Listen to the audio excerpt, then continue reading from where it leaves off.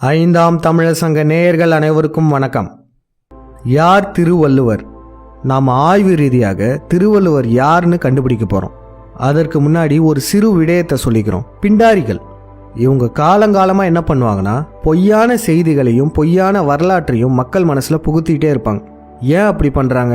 அப்படி பண்ணாதான் உண்மையான வரலாறு நம்மளால் கண்டுபிடிக்க முடியாது. இதற்கு ஒரு சில எடுத்துக்காட்டுகள் பார்ப்போம். எல்லாருமே ரஜினி அவர்களின் பாபா படம் பார்த்துருப்பீங்க. அதில் அவர் காட்டுற சிம்பிள் இருக்குல்ல, அது ஒரு இலுமினாட்டி குறியீடுன்னு இப்போ உங்களுக்கு நல்லாவே தெரியும். ஆனால் அந்த படம் வந்த சமயத்தில் யோசிச்சு பாருங்க, எத்தனை பேர் அது ஒரு பாபாவோட குறியீடுன்னு தான் நம்பியிருப்பீங்க, எத்தனை பேரை நம்ப வச்சுருப்பாங்க. அதே போல் சிறு வயதில் WWE ரெஸ்லிங் போட்டியெல்லாம் டிவியில் ஒளிபரப்புவாங்க. அந்த காலத்தில் உள்ள சிறுவர்கள்லாம் அதை ரொம்ப ஆர்வமாக பார்த்துருப்பாங்க. இப்போ நம்ம எல்லாருக்குமே நல்லாவே தெரியும், இந்த WWE ரெஸ்லிங் முழுக்க ஒரு ஸ்கிரிப்டடான ப்ரோக்ராம் தான், ஒரு டிவி சீரியல் மாதிரி தான். ஆனால் அந்த காலத்தில் யோசிச்சு பாருங்கள், நீங்கள் எத்தனை பேர் இதெல்லாம் உண்மைன்னு நம்பியிருப்பீங்க.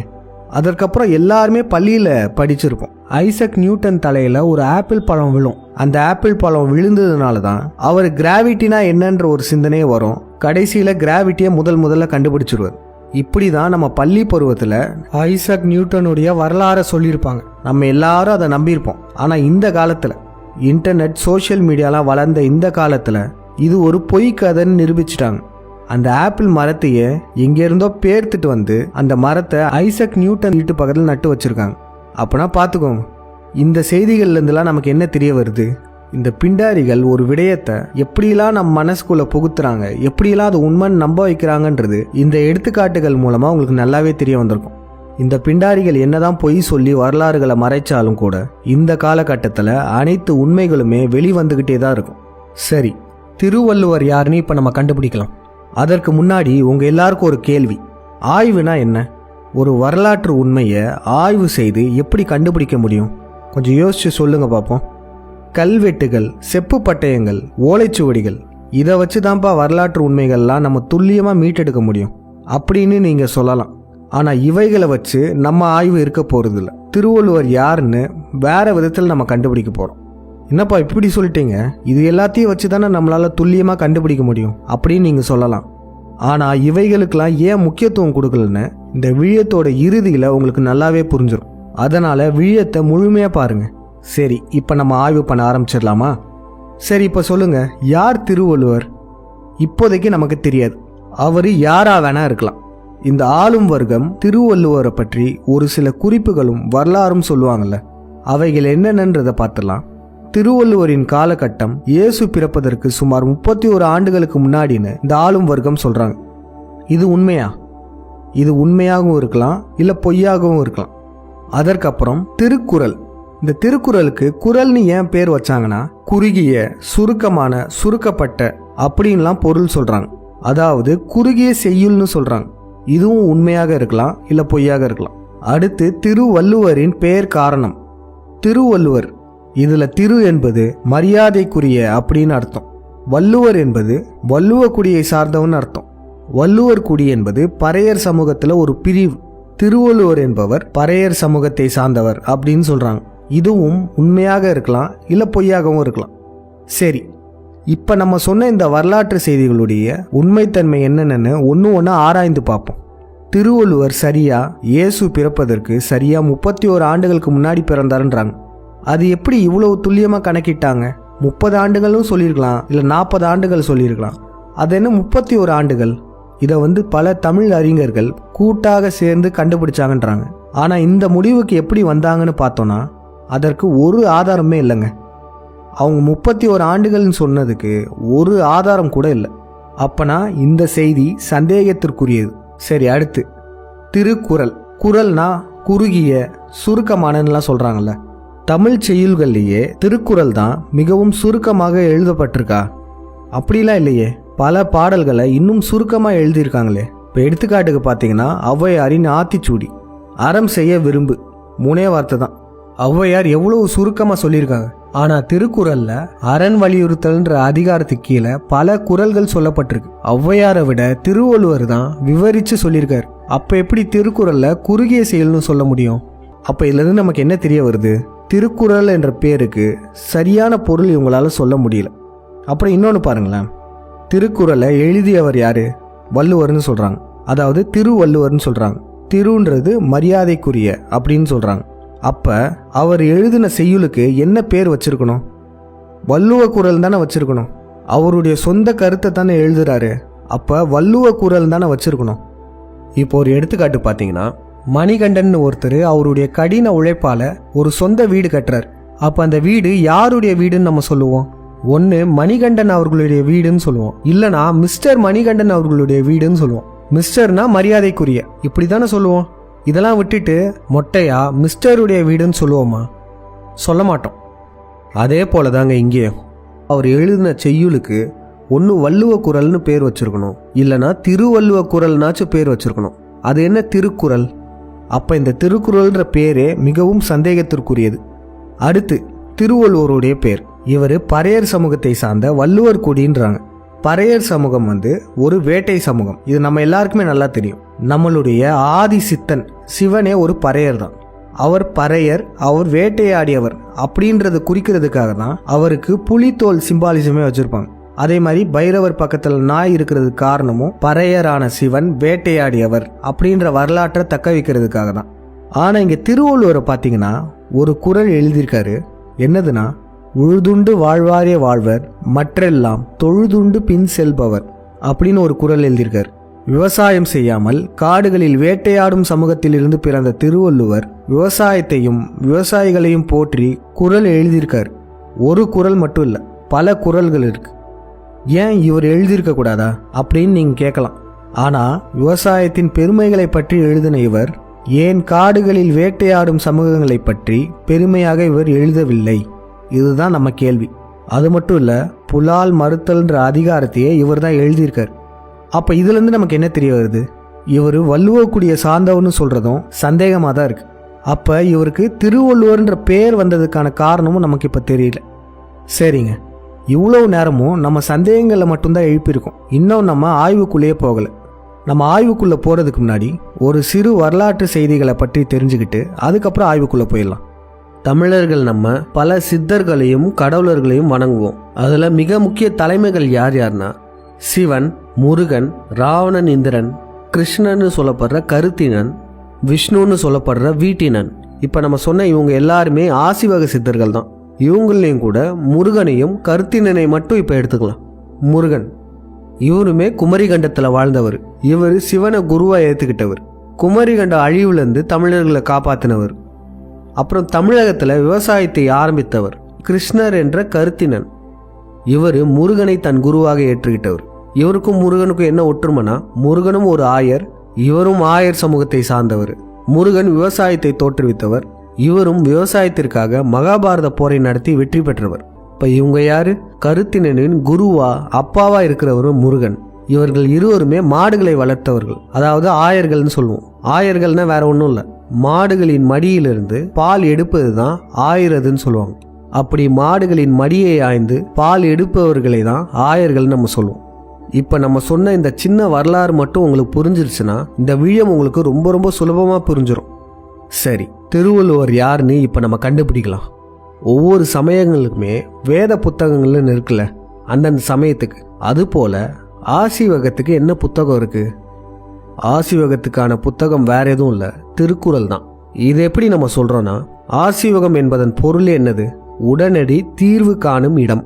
நம்ம சித்தர்கள்லாம் மக்களுக்கு தீர்வு கொடுப்பாங்க. அதே போல திருக்குறளும் கூட மக்களுக்கு தீர்வு கொடுப்பதற்கான புத்தகம் தான்.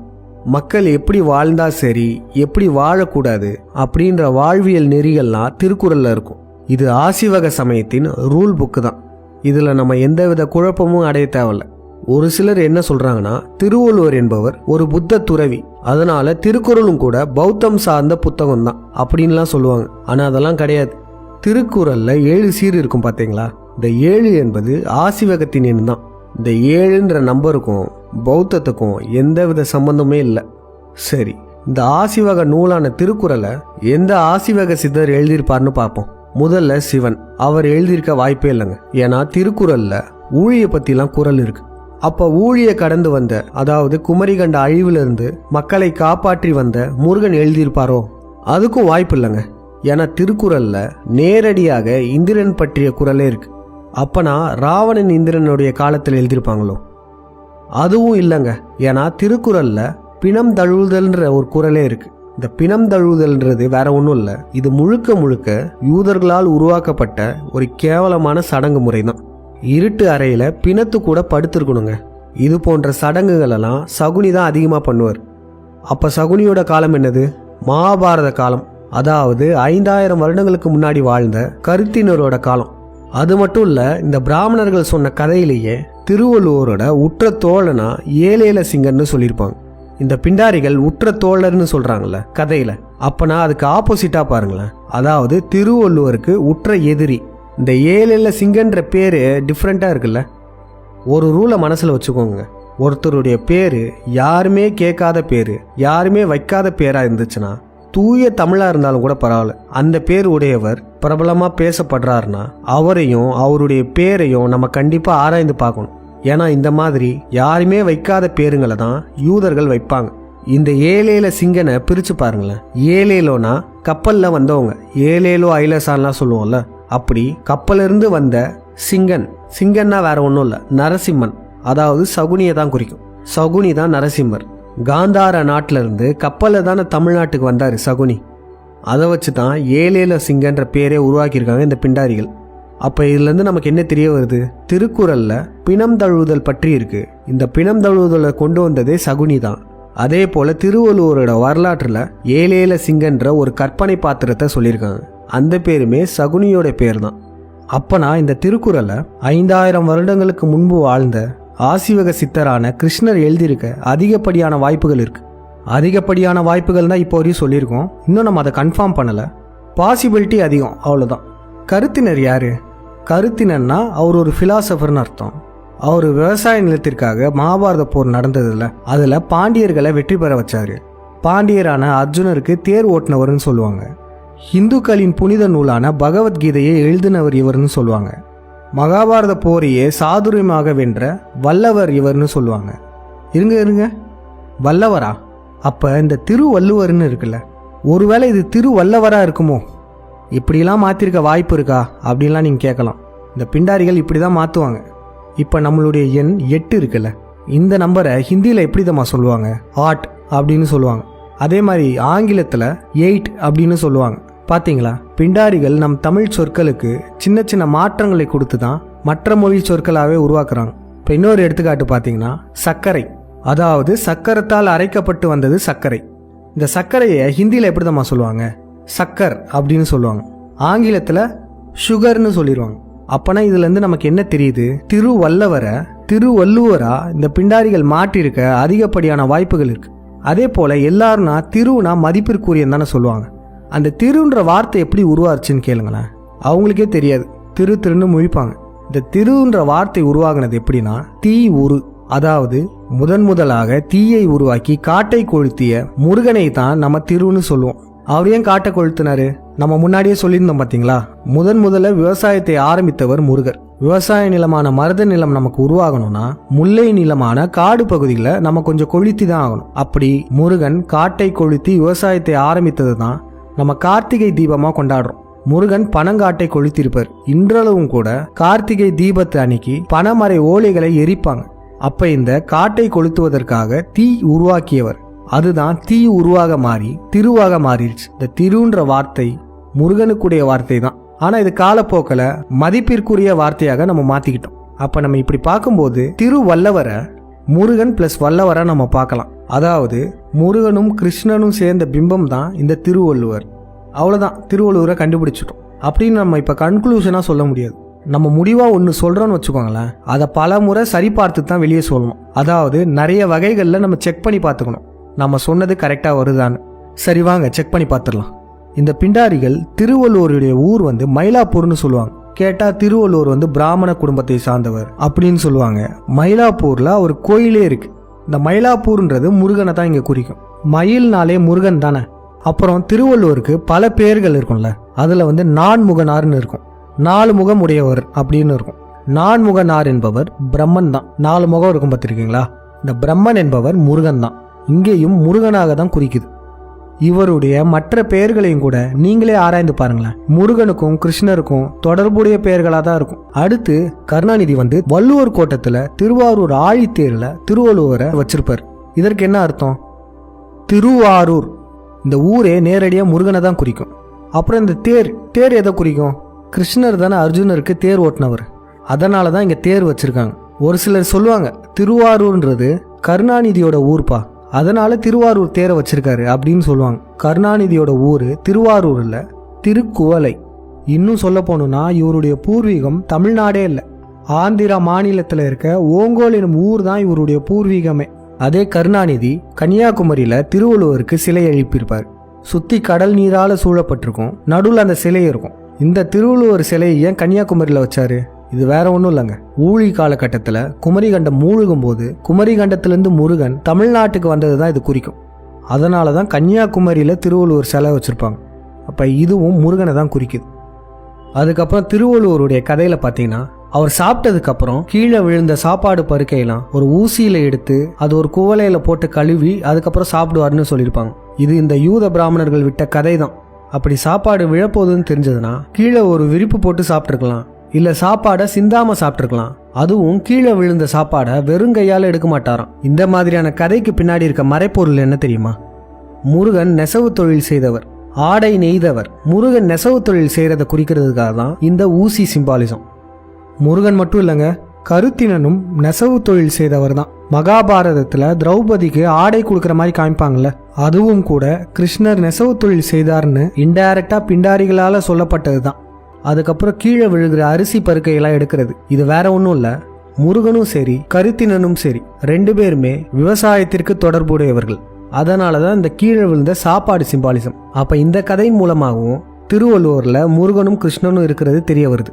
திருவள்ளுவர் என்பவர் திருவல்லவர், முருகனும் கிருஷ்ணனும் சேர்ந்த உருவகம் அப்படின்றதுக்கு இப்போ சொன்ன ஆதாரங்களே போதுமானது தான். இன்னும் கொஞ்சம் வலுப்படுத்தலாமா? சென்ற முறை மகாவீர் யாருன்றதை நம்ம ஒரு வீழத்தில் பார்த்துருந்தோம். அந்த வீழத்தில் என்ன பார்த்தோம்னா, இந்த பிண்டாரிகள் தமிழ் ஆசிவக சமண சமயத்தை அழிச்சிட்டு அதுக்கு டூப்ளிகேட்டா ஜெயின மதத்தை உருவாக்குனாங்க அப்படின்றதெல்லாம் பார்த்தோம். அது மட்டும் இல்லாமல் நம்ம தமிழ் கடவுளர்களெல்லாம் ஜெயின தீர்த்தங்கர்கள்லாம் மாற்றி வச்சுருந்தாங்க. எடுத்துக்காட்டுக்கு முதல் தீர்த்தங்கரர் ரிஷபநாதர். இவர் வேற யாரும் இல்லை, நம்மளுடைய முதல் சித்தனான சிவன் தான். அதுக்கப்புறம் மகாவீர், இது ஒரு கற்பனை பாத்திரம் தான். அதாவது நம் முருகனையும் அவர்களின் பரசுராமனையும் சேர்த்த கற்பனை பாத்திரம் தான். இப்போ இது எதுக்கு சொல்கிறோன்னா, இந்த மகாவீர் போலையே இன்னொரு கற்பனை பாத்திரத்தை சொல்கிறாங்க இந்த ஜெயினர்கள். அதாவது துறவி குந்தகுந்தர். குந்துறதுனா வேற ஒன்றும் இல்லை, உட்கார்ந்து இருப்பது தான். நம் தமிழ் ஆசிவக சித்தர்களில் உட்கார்ந்து காட்சி அளிப்பவர்கள் யாரு? ஐயனார்கள். இன்டைரக்டாக அது முருகனை குறிக்கும். அதுக்கப்புறம் ஐயப்பன், இன்டைரக்டாக அது முருகனையும் கிருஷ்ணனையும் குறிக்கும். அப்போ இந்த குந்தகுந்தர் ஒன்று முருகனாக இருக்கலாம், இல்லை கிருஷ்ணனாக இருக்கலாம். ஆனால் இந்த பேரை பாருங்களேன், குந்தகுந்தர்னு 2 வாட்டி சொல்லியிருக்காங்க. அப்போனா இங்கே முருகனையும் கிருஷ்ணரையும் சேர்த்தே தான் இந்த கதாபாத்திரம் குறிக்குது.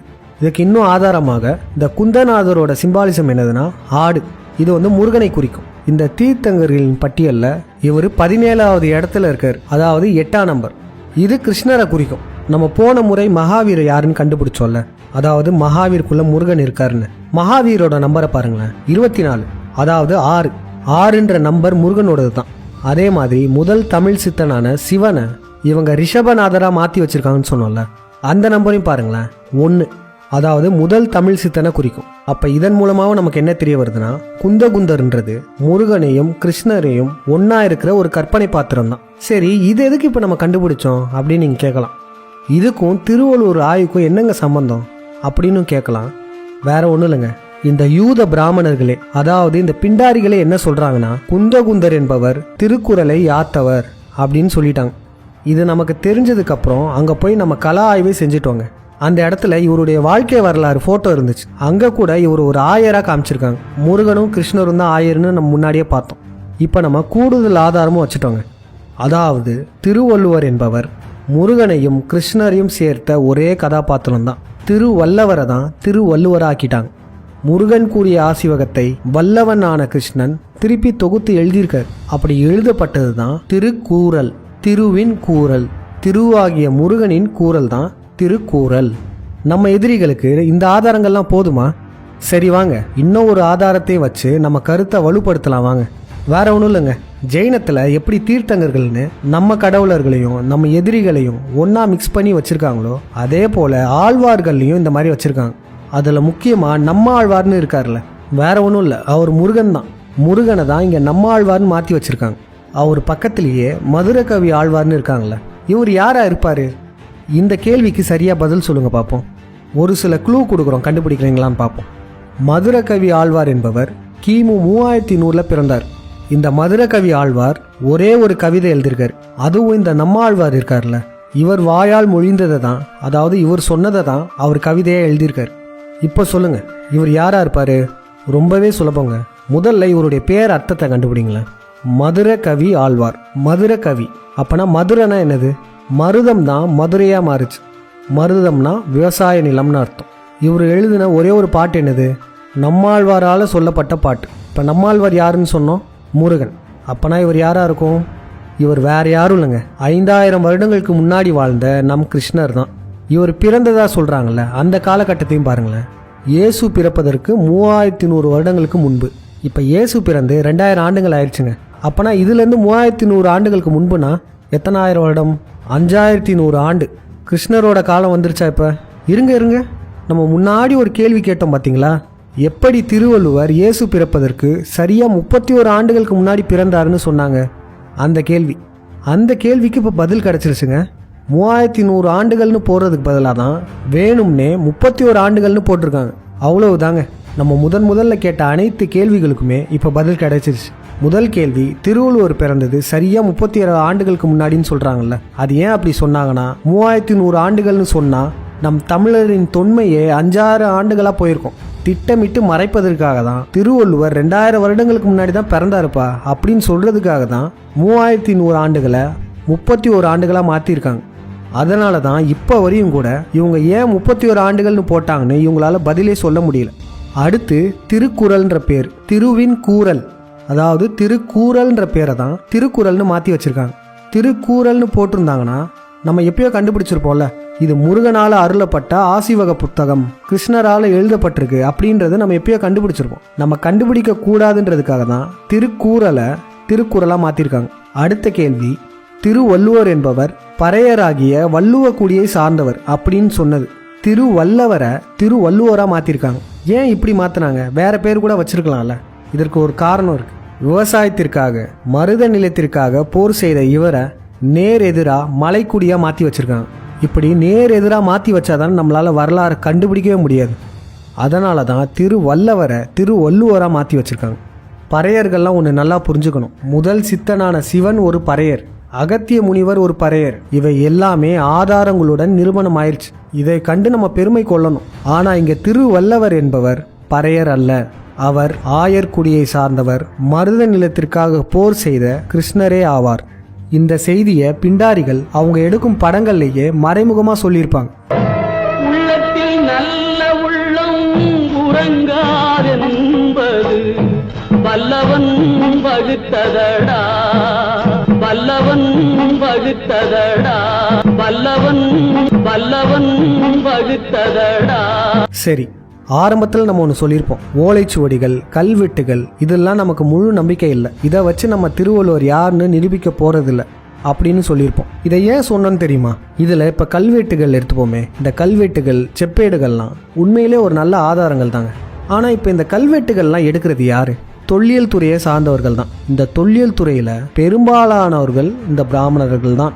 இன்னும் சொல்ல போனோம்னா தொல்லியல் துறையே இந்த பிண்டாரிகள் கட்டுப்பாட்டில் தான் இருக்குது. அதனால தான் தமிழர்களுடைய தொன்மையை 3500 வருடங்கள்லேயே வச்சுருக்காங்க. அதுக்கு மேலே இவங்க தாண்டவே மாட்டாங்க. கீழடி, ஆதிச்சநல்லூர்னு பல இடத்துல அகழாய்வு பண்ணாலும் அந்த அகழாய்வு பண்ணுறவங்கெல்லாம் நம்ம எதிரிகளாக இருக்கும்போது நம்ம உண்மையான வரலாற்றை அவங்க மீட்டெடுப்பாங்கன்னு எப்படி நம்ம நம்ப முடியும்? இப்போ ஒன்றுமே இல்லைங்க.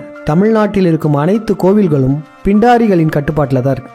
அதாவது இந்த யூத பிராமணர்கள் கட்டுப்பாட்டில் தான் இருக்குது. இங்கேருந்து பல சிலைகள் திருடு போயிருக்கு. பல சிலைகளில் வெளிநாட்டிலேருந்துலாம் மீட்டு கொண்டு வந்திருக்காங்க. எப்படி இந்த கோவிலுக்குள்ளே இருக்க பிராமணர்களுக்கு தெரியாமல் இந்த சிலைகள் திருடு போயிருக்கோம்? திருடங்கையிலே சாவி கொடுத்த கதை தாங்க இது. இதே போல தான் அகழாய்வு செய்யும் இந்த பிராமணர்களும். இவங்க நம்ம உண்மை வரலாற்றெல்லாம், இந்த கல்வெட்டுகளெல்லாம் அவ்வளோ சீக்கிரம் வெளியே சொல்லவே மாட்டாங்க. அதை எப்படியெல்லாம் அழிக்க முடியுமோ அப்படி தான் அழிக்க பார்ப்பாங்க. அதுக்குன்னு கல்வெட்டுகளே கிடைக்காதனால நம்ம ஆய்வுகள்லாம் செய்யாமல் உட்காந்துட்டு இருக்க முடியுமா என்ன? இதனால தான் கல்வெட்டுகளை செப்பேடுகளெல்லாம் நம்ம நம்பி இல்லைன்னு சொல்ல வரோம். அடுத்து இந்த ஓலைச்சுவடிக்கு வரலாம். ஆனால் ஊனா ஓலைச்சுவடின்றாங்க. திருவள்ளுவரை பற்றி பேசுகிறீங்களே, திருவள்ளுவர் மாலைனா என்னன்னு தெரியுமா அப்படின்லாம் கேட்குறாங்க. சொல்கிற அவங்களுக்கே அதை பற்றி தெரியாது ஒழுங்கா. திருவள்ளுவர் மாலை என்பது திருவள்ளுவருடைய வரலாற்று குறிப்புகள் தான். திருக்குறள் ஓலைச்சுவடிகள் வெளிவரும்போது அந்த திருவள்ளுவர் மாலை ஓலைச்சுவடியும் வெளியே வந்துச்சு. இந்த ஓலைச்சுவடிகள் மட்டும் இல்லை, அனைத்து ஓலைச்சுவடிகளுமே குறைந்தபட்சம் 300-400 வருடங்களுக்குள்ள அதை புதுப்பிச்சே ஆகணும். வேற ஓலைச்சுவடியில் அதை மாற்றியே ஆகணும். அப்படி இருக்கும்போது இவங்க திருவள்ளுவருடைய காலம் 2000 வருடம்னு சொல்கிறாங்கல்ல, இவங்க சொல்கிறபடியே எப்போவுமே இந்த 2000 வருடங்களில் எத்தனை முறை இந்த ஓலைச்சுவடியை புதுப்பிச்சிருப்பாங்க, அதாவது எத்தனை முறை இதை மாற்றி எழுதியிருப்பாங்க. இந்த 2000 வருடங்கள்லேயே பிராமணர்கள்லாம் நம்மளை ஆட்சி பண்ண ஆரம்பிச்சிட்டாங்க. இந்த பரசுராமனோட களப்பிரர் காலம், அதுக்கப்புறம் விஜயநகர காலம், இந்த காலகட்டத்தில் தான் தமிழர்களுடைய மொத்த வரலாறுகளையும் அழிச்சாங்க.